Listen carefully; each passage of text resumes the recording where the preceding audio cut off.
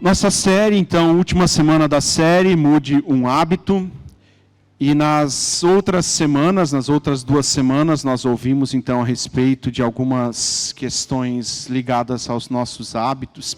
E eu queria começar perguntando, e vocês não precisam responder isso levantando a mão ou qualquer coisa assim, é uma pergunta para que a gente pense a respeito. Qual hábito você mudou nessas 2 últimas semanas, onde o nosso assunto é esse? Mude um hábito. Segunda coisa ligada a isso, quem decidiu, em alguma das outras pregações, quem chegou à conclusão dizendo, esse é um hábito que não me ajuda e eu preciso deixar ele. E tomou uma firme decisão de mudar um hábito e não conseguiu fazer isso. Tem 2 coisas, acho que ligadas a essa. Uma é que a gente, quando demora a colocar alguma coisa em prática, a gente vai esquecendo. Não é assim? Uma decisão que a gente toma e a gente não começa a vivê-la no instante seguinte, a gente vai esquecendo. Também comigo foi assim, de pensar um hábito que eu precisava retomar. E eu tomei a firme decisão, então, de na semana passada, depois da pregação, se eu preciso começar dizendo que eu mudei um hábito, porque senão vai ficar estranho isso, né? E eu peguei o último ponto que o William trouxe na pregação dele. Hoje de manhã ele disse que ele não falou isso, mas quem ouviu de noite vai concordar comigo. O William terminou a pregação dele semana passada dizendo que talvez a gente tivesse que criar uns pequenos artifícios que nos sabotassem no intento de deixar aquilo que a gente decidiu de lado. Então, eu decidi correr. O William disse, dorme com o uniforme do treino, com meia e com tênis. Disse isso ou não disse? Disse, viu? E eu já há mais tempo tenho falado de voltar a pedalar, e já pedalava mais em Jaraguá, estando em Jaraguá. Disse, beleza, então, seguindo a orientação do William, vou dormir com aquela bermudinha estofadinha já. Porque eu sou sensível, né? Meia, deixei a bike do lado da cama. Domingo de noite eu já fiz isso. E não é que deu certo. Na segunda-feira eu saí para pedalar. Na terça já não deu certo. O que aconteceu diferente? Eu não dormi com a roupa. E eu não deixei a bicicleta do lado da cama. Estou brincando com isso. Mas eu pedalei na segunda. Na terça a agenda é mais complicada. É o pior dia, meu pior dia na semana de trabalho. Fora o final de semana. Na quarta era feriado. Na quinta eu já tinha esquecido. A bicicleta continua lá, todas as outras coisas continuam lá. Meu assunto hoje é pequenas decisões, grandes mudanças. Às vezes nós nos preocupamos em tomar grandes decisões e a gente se esquece que a gente muda os nossos hábitos em pequenas coisas que a gente vai colocando em prática no dia a dia. As grandes mudanças, elas exigem de nós uma força que talvez a gente não consiga fazer ou não tenha em determinados momentos da nossa vida. Mas pequenas decisões são possíveis e viáveis e no médio e no longo prazo elas vão produzir muitas mudanças na nossa vida. Isso no que diz respeito à nossa espiritualidade, ao cuidado que a gente dá para a nossa alma, mas também para as outras coisas do dia a dia. Seja ter um bom hábito em relação a cuidar do nosso corpo, a alimentação, ou outras coisas.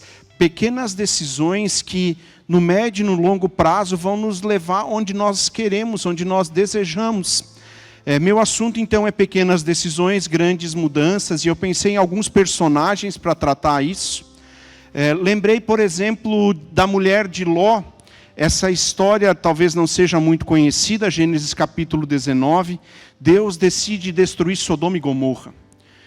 E Abraão diz, mas eu tenho um parente lá naquela cidade, não vai ter misericórdia deles, Senhor, e Deus manda Ló e a família deles saírem de Sodoma e Gomorra antes que ela seja destruída. E tem uma ordem muito clara, não olhem para trás, saiam. Gênesis 19 está relatado isso. E de repente dá aquela curiosidadezinha na mulher de Ló, e ela dá uma olhadinha assim por cima do ombro, e eu tenho a impressão que ela não precisa nem levar o queixo até o ombro, quando ela só dá uma olhadinha para trás, já era. E ela se transforma numa estátua de sal. Tem episódios positivos, por exemplo, Atos capítulo 6, diz que a igreja cresceu e cresceu muito, e de repente agora tem um grupo de pessoas na igreja que não está recebendo a atenção que precisa. Tem um grupo de viúvas que está sendo esquecida na distribuição diária de pão. E o pessoal vem e fala a respeito disso, e Pedro e os outros apóstolos dizem: aquilo que vocês estão trazendo é justo, é um pedido, é uma necessidade justa, mas nós vamos nos dedicar àquilo que nos é próprio, a palavra e a oração. E vamos escolher outras pessoas que façam aquilo que é necessário na igreja. É uma pequena decisão. Se ali Pedro e os outros dizem: não, nós também vamos fazer isso, de repente a igreja, em vez de ter um anúncio claro do que Jesus fez, se perderia apenas num assistencialismo. Pequenas decisões que geram grandes mudanças. Hoje de manhã nós lemos ainda o texto de Lucas 19, do episódio com Zaqueu. Zaqueu sobe na árvore porque ele quer ver Jesus passando, e Jesus o vê. E Jesus diz para Zaqueu: desce da árvore. E Zaqueu toma uma decisão simples, descer da árvore é bem mais fácil que subir normalmente. Ele desce da árvore e isso muda a vida dele, não porque ele desceu da árvore, mas porque Jesus vai para a casa dele, ele diz: entra na minha casa, vai transformando tudo que tem aqui. Pequenas decisões, grandes mudanças. Mas eu quero trazer ainda um outro texto, e convido vocês a abrirem suas Bíblias, seja no aplicativo, no papel, ou ainda acompanhar na projeção. Josué capítulo 2, versículos de 1 a 12, eles nos dizem assim: então Josué, filho de Num, enviou secretamente de Sitim 2 espiões e lhes disse: vão examinar a terra, especialmente Jericó. Eles foram e entraram na casa de uma prostituta chamada Raabe, e ali passaram a noite. Todavia, o rei de Jericó foi avisado: alguns israelitas vieram aqui esta noite para espionar a terra. Diante disso, o rei de Jericó enviou a mensagem a Raabe: mande embora os homens que entraram em sua casa, pois vieram espionar a terra toda. Mas a mulher que tinha escondido os 2 homens respondeu: é verdade que os homens vieram a mim, mas eu não sabia de onde tinham vindo. Ao anoitecer, na hora de fechar o portão da cidade, eles partiram. Não sei para onde foram. Corram atrás deles, talvez os alcancem. Ela, porém, os tinha levado para o terraço e tinha escondido sob os talos de linho que havia arrumado lá. Os perseguidores partiram atrás deles pelo caminho que vai para o lugar de passagem no rio Jordão, e logo que saíram, a porta foi trancada. Antes que os espias se deitassem, Raabe subiu ao terraço e lhes disse: sei que o Senhor lhes deu esta terra. Vocês nos causaram um medo terrível, e todos os habitantes desta terra estão apavorados por causa de vocês. Pois temos ouvido que o Senhor secou as águas do Mar Vermelho perante vocês, quando saíram do Egito, e o que fizeram ao leste do Jordão, com Sion e Og, os reis dos amoreus, que vocês aniquilaram. Quando soubemos disso, o povo desanimou-se completamente, e por causa de vocês perderam toda a coragem, pois o Senhor, o seu Deus, é Deus em cima dos céus e embaixo da terra. Jurem-me pelo Senhor que, assim como eu fui bondosa com vocês, vocês também serão bondosos com minha família. Deem-me um sinal seguro. E o texto continua, mas até aqui é suficiente para nós. Raabe toma uma decisão, uma pequena decisão. Ela ela apenas esconde os 2 homens e mente para os emissários do rei a respeito disso. Se a gente não conhecesse a história, se nós não tivéssemos ouvido agora, se nós não soubéssemos talvez como Jericó depois é destruída, a gente olhando para o que ela fez, nenhum de nós aprovaria isso. Ela esconde 2 homens, ela mente para o seu governante dizendo, não faço ideia do que você está falando. São coisas reprováveis num primeiro momento. Mas o versículo vai depois dizer que ela apenas tratou eles com bondade. Uma pequena decisão que ela toma, de esconder eles sim, de mentir, e isso, mentira nunca é algo que a gente pode aprovar, mas ela estava tomando uma decisão que mudaria radicalmente a sua vida. Nem sempre nossas decisões são tão complicadas quanto esta, e eu espero que nunca as decisões de vocês e as minhas envolvam necessidade de mentir. Mas é uma pequena decisão que ela toma diante dos homens que chegam na casa dela. Ela podia simplesmente fechar as portas e mandar eles embora. Chegando os emissários do rei, ela podia ter dedurado eles. E a decisão dela é, eu vou esconder, eu vou proteger esses homens. Segunda coisa, por que tomar uma decisão? E acho que aqui nós nos pegamos às vezes. Tem pessoas que têm mais dificuldade de tomar decisão do que outras. Falei de manhã, um dos meus amigos de República, moramos 5 anos juntos na faculdade de teologia, durante a faculdade de teologia, a gente via nele, era perceptível como ele ficava angustiado para tomar alguma decisão. E às vezes em coisas simples da casa, a gente dava uma sacaneada nele. Precisava ir no supermercado para comprar o pão e a mortadela para o café daquela noite. E a gente dizia para ele, vai no supermercado, escala dele, vai no supermercado, traz cacetinho, não, pão francês aqui, traz cacetinho ou pão de forma. Se deu, bugou. Nós não íamos mais tomar café naquela noite. Coisas simples. Nós temos algumas dificuldades em tomar decisão porque nós temos medo de escolher errado. E na vida, as coisas que a vida nos impõe, de vez em quando, vão fazer a gente tomar uma decisão que errar naquilo traz consequências de médio prazo para a gente. Mas é inevitável que a gente tome decisão. Outras vezes nós deixamos de tomar decisão por acomodação.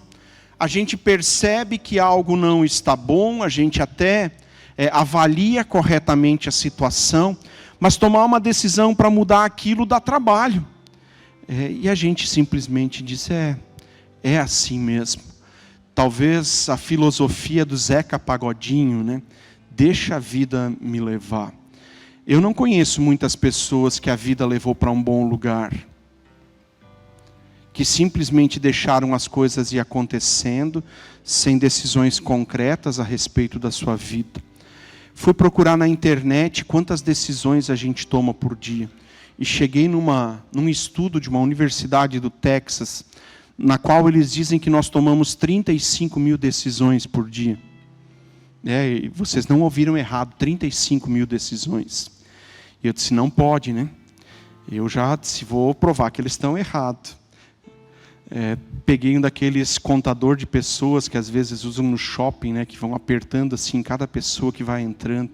Disse, beleza, vou testar isso hoje. Acordei com aquilo de manhã do lado da minha cama, toco o despertador, eu pego primeira decisão. Pegar o negócio. Droga. Segunda decisão, desliga ou não desliga o despertador?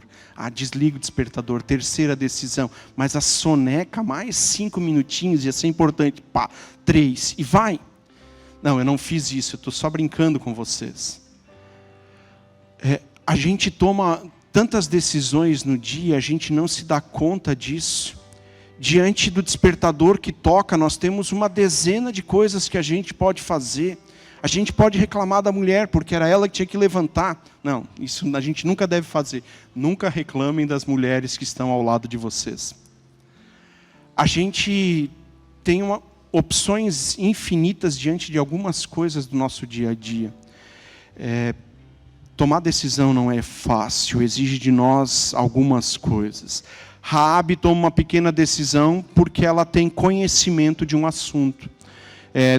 Todos os outros da cidade sabiam a mesma coisa, não sabiam? Ou parece, pelo menos pela descrição do texto, quando ela diz, todos nós nos apavoramos de medo, quer dizer que a história que Deus está fazendo com o povo de Israel, que sai lá do Egito, passa pelo deserto, o William falou disso semana passada, e agora eles estão entrando na terra da promessa, depois de 40 anos peregrinando no deserto, eles estão entrando e aquilo que Deus está fazendo chega aos ouvidos dos moradores de Jericó.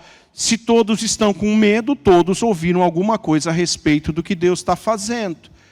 Raabe tem conhecimento do assunto e ela toma uma decisão com instinto de sobrevivência, ela só quer viver. Ela não está muito preocupada com o rei, se o outro rei é melhor ou pior, ou o que vai acontecer quando esse povo estranho entrar na nossa cidade. Ela quer permanecer viva. Mas não podia ser uma decisão de todos os outros?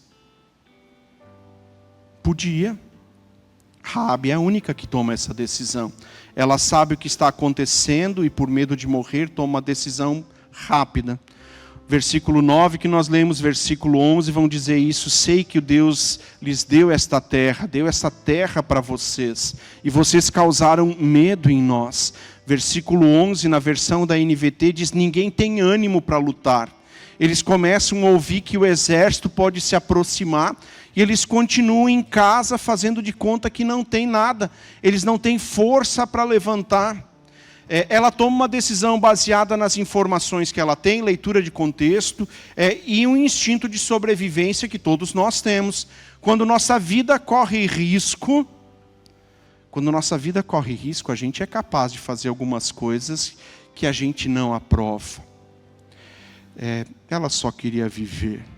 Quais são os critérios que a gente deveria usar para decidir mudar alguma atitude, alguma coisa na nossa vida?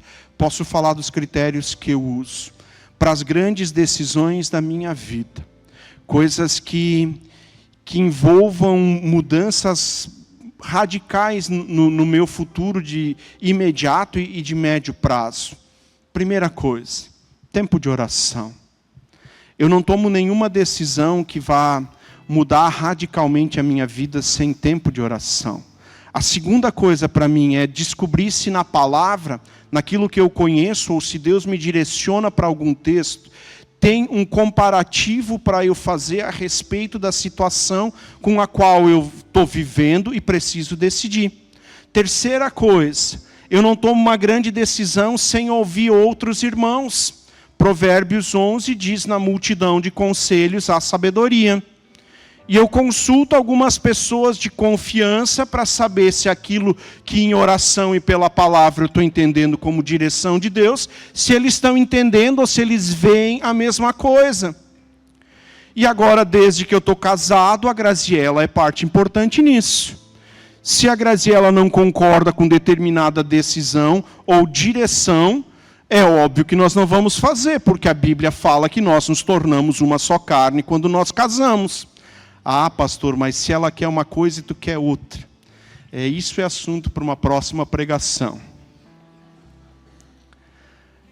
Mas eu tenho uma certeza, que enquanto Deus estiver me guiando, enquanto eu estiver ouvindo Deus, a Graziela não vai ter problema de ser submissa. Quando eu fizer algo fora da vontade de Deus, talvez tenha resistência dela. Grandes decisões, oração, palavra, conselho dos irmãos e o seu cônjuge. Pequenas decisões ou decisões de médio impacto, senso crítico. Para algumas coisas que eu faço, e eu sei que talvez eu também tivesse que seguir de novo oração, palavra, mas o senso crítico também nos ajuda a decidir algumas coisas de impacto imediato.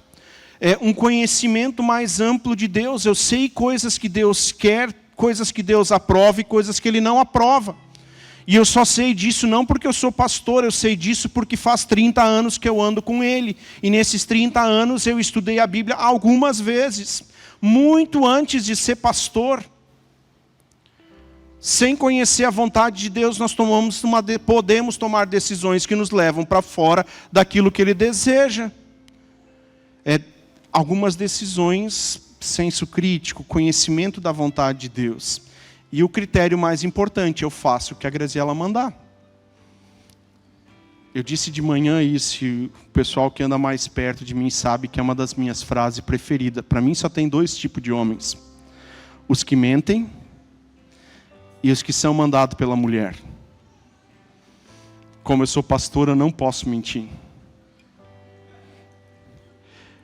Pequenas decisões diárias, a grande maioria delas, eu tomo e não deve ser diferente contigo. Eu tomo por hábito e por rotina. A gente não para muito para pensar quando a gente levanta, se a gente tem que de fato sair da cama, lavar os olhos, escovar os dentes e preparar para o que o dia nos oferece. Isso vai acontecendo, a gente não precisa parar para dizer, e agora? Tocou o despertador. Cutuca a mulher, diz, mulher, o que eu faço? Não cutuca a mulher, se ela está dormindo, elas ficam brabas. Isso complica a nossa vida.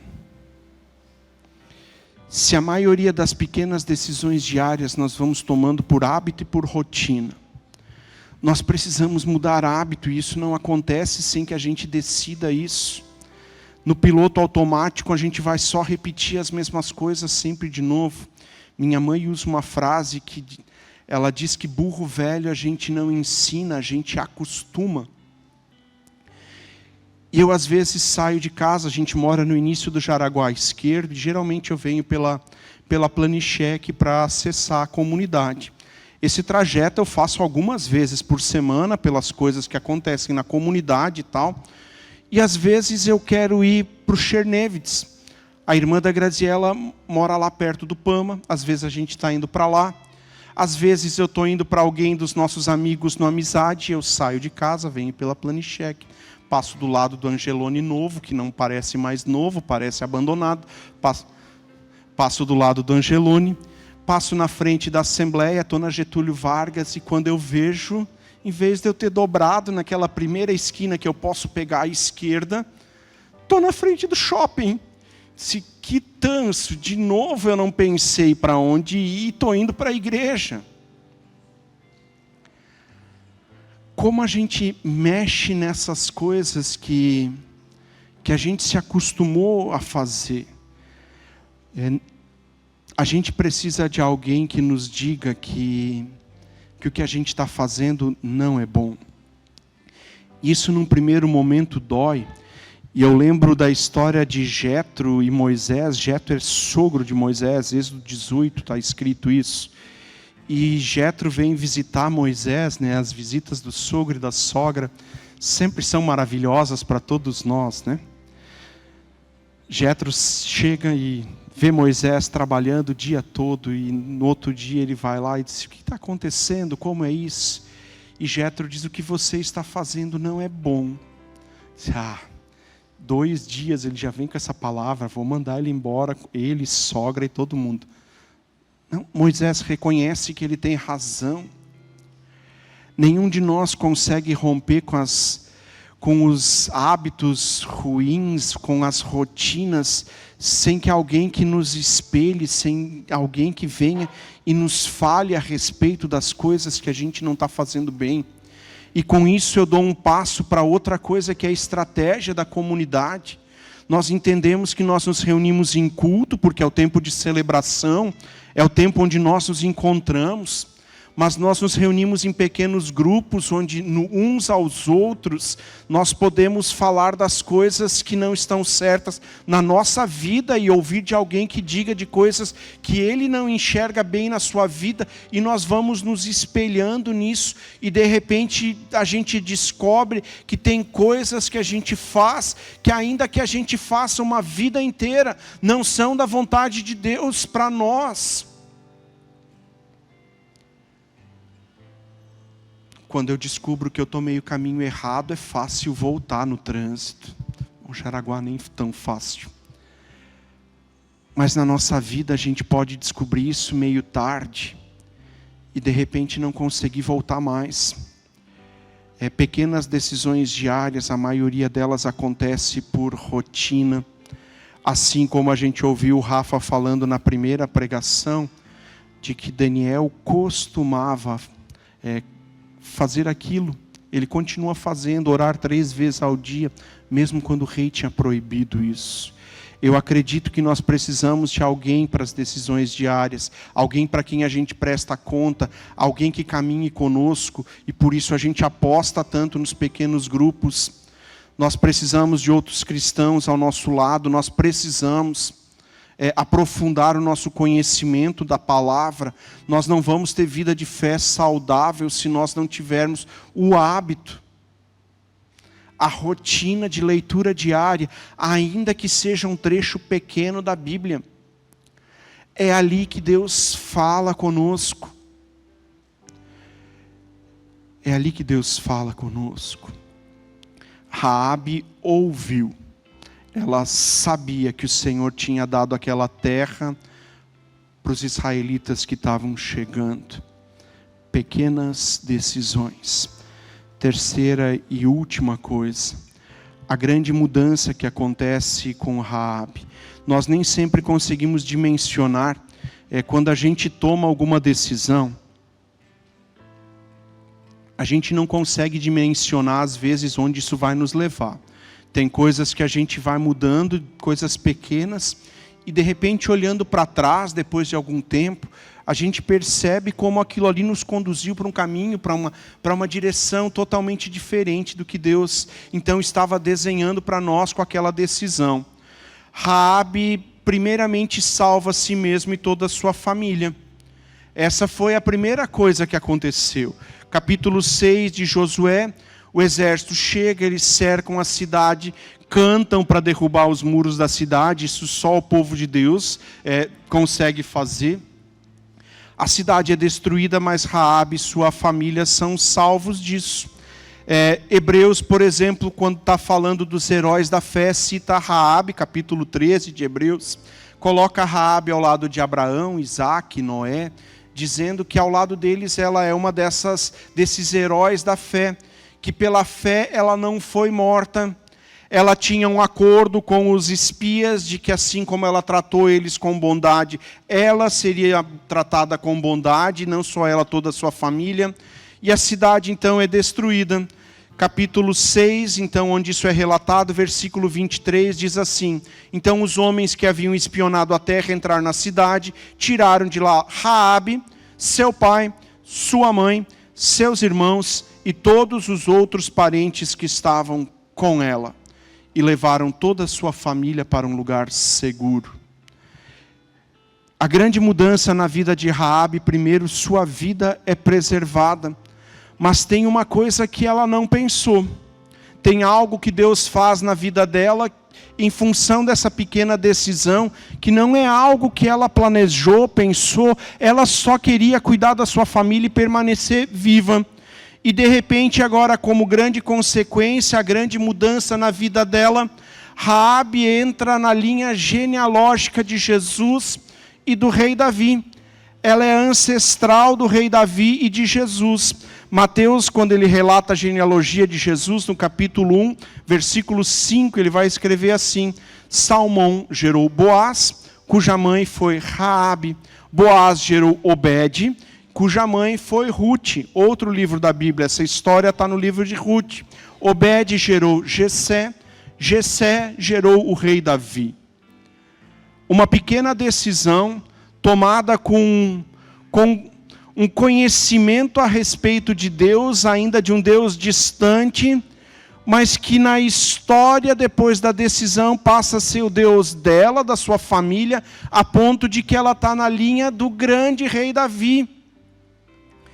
E mais do que isso, ela é ancestral de Jesus. Certamente as pequenas decisões que nós tomarmos não vão nos conduzir a isso, mas tem pequenas decisões que mudam radicalmente o futuro da nossa vida.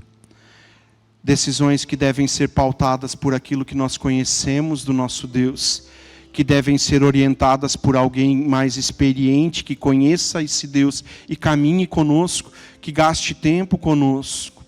Pequenas decisões, grandes mudanças. As pequenas decisões trazem mudanças e moldam o nosso caráter.